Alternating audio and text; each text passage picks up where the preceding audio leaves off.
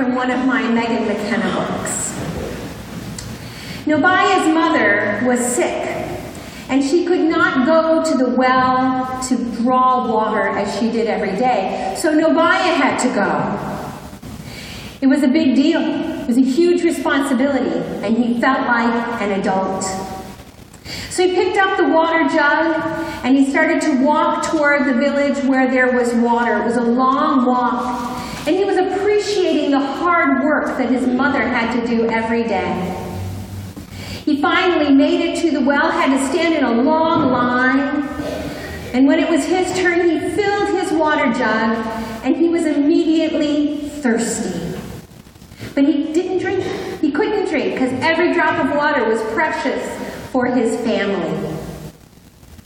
Nobiah began the long journey home. The sun baked his head. His feet were burning in the sand. But he was not the only one who was thirsty. A hedgehog came up to Nobiah and begged for water. And Nobiah, he was kind. So he dug a little hole in the sand, put a little bit of water in there, and the hedgehog drank it up before it could soak into the dirt. A little while later, he came across a hyena with some cubs, with some babies. And those babies reminded him of his baby sister at home, and he had compassion for them. And so again, he saw they were thirsty. He dug a little hole, a little bit bigger this time. He poured some water in, and they drank it really fast before it soaked into the ground. The jug was a little lighter. He walked along and came across an ant bear. I don't know what an ant bear is, but he came across an ant bear. And the ant bear was also parched and thirsty and dying. But the ant bear was able to put his hands out. And Nobiah put some water in his hands, and he was able to drink from that. And he spoke to Nobiah. He said, "Thank you, Nobiah. Your heart is as deep and as wide as the well the water came from." Well, Nobiah got home, and the first thing he did was to give a drink to his baby sister.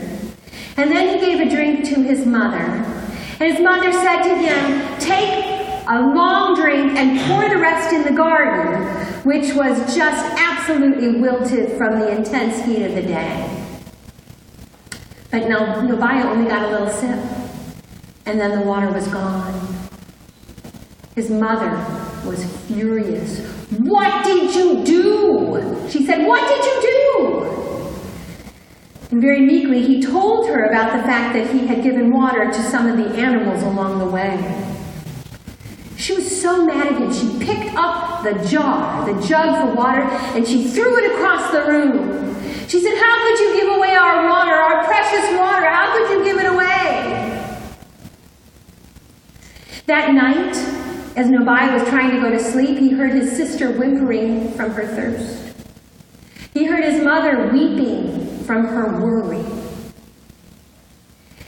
He finally got to sleep, but pretty soon he heard a scratching noise, and he woke up, and it was a hedgehog, and the hedgehog said, "Nobiah, I'm thirsty." And Nobiah said, "I don't have any water." And the hedgehog said, "So dig a well." Nobiah turned over and went back to sleep. A few minutes later, more scratching. It was the hyena. The hyena said, "Nobiah, we're thirsty." He said, "I don't have any more water." She said, "Well, dig a well." He rolled over, went back to sleep. Finally, the ant bear was back and said the same thing, and Nobiah got mad. "I'm just a kid," he said. "I can't dig a well. I don't have tools. The ground is hard. What are you talking about?" And they said, "Well, we'll help you." They went out in the back. The animals started to dig. Nobiah started to dig. He found one of the shards from the pot that his mother had broke and used it as a trowel to help dig the water, dig the earth out. They were digging and digging and digging and digging and a lot more digging.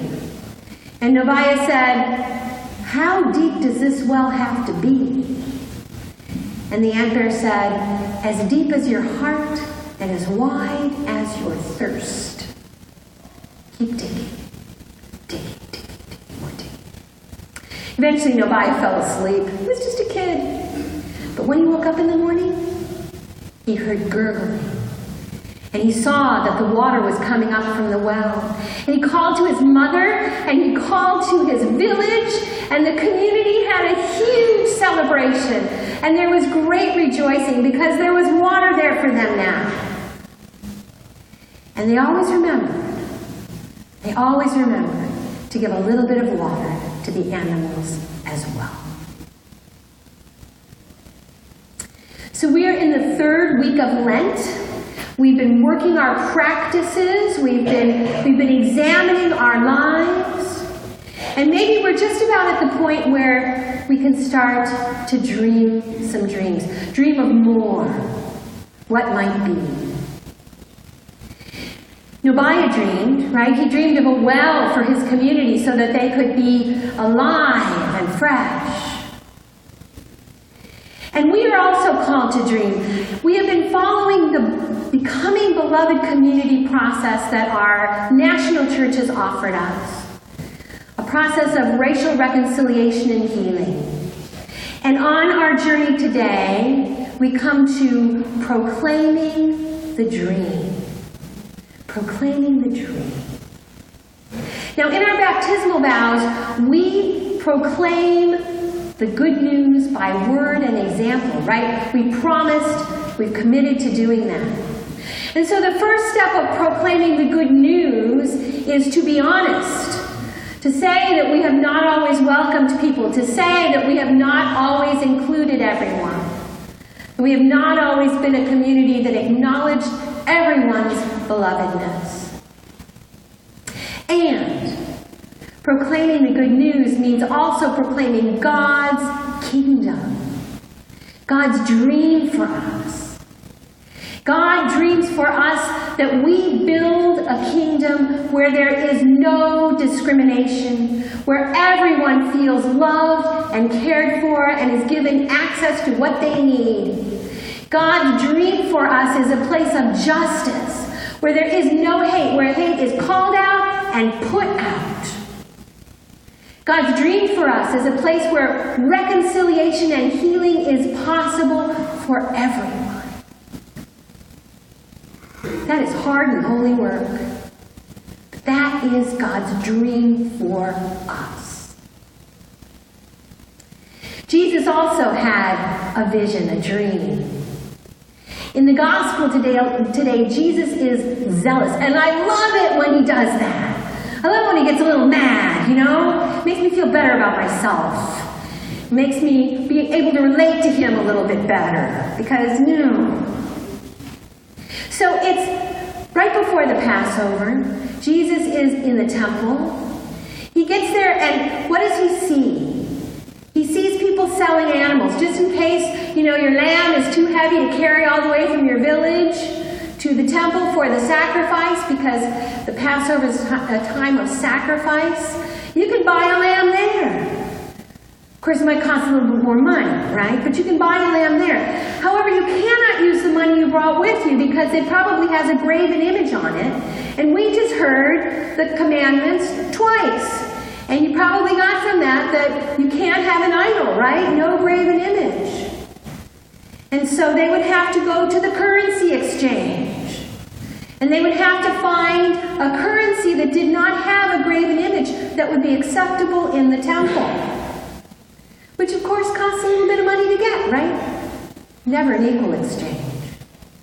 So you're paying for your lamb, you're paying for the currency with which to buy the lamb, and all of this is taking place in the court of the Gentiles, which is where non-Jews are supposed to be able to come and worship.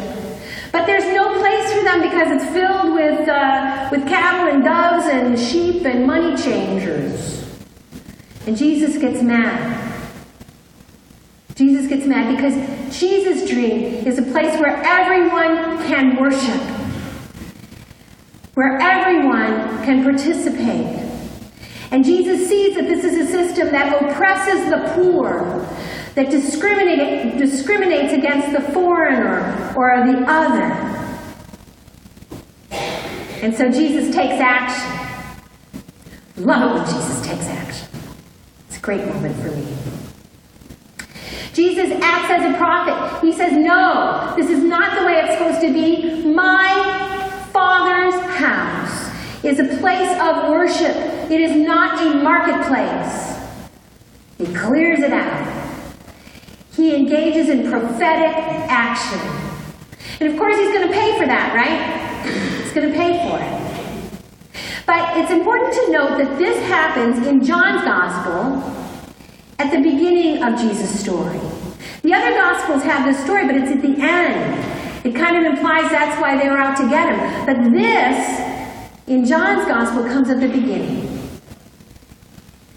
And John wants us to know that Jesus is saying that we must engage in right worship, and we must engage in worship that openly and lovingly includes everyone. And the people are confused. They say, well, what's your authority here? What gives you the right to do this? They're thinking, wow, if this guy is a prophet, maybe we need to pay attention to what he's saying. And Jesus answers them in a way that they cannot possibly understand. He talks about destroying the temple and raising it up in 3 days. And we know he's talking about himself, his body, right? But they don't know that. They don't understand what he's talking about, and things just kind of proceed as normal.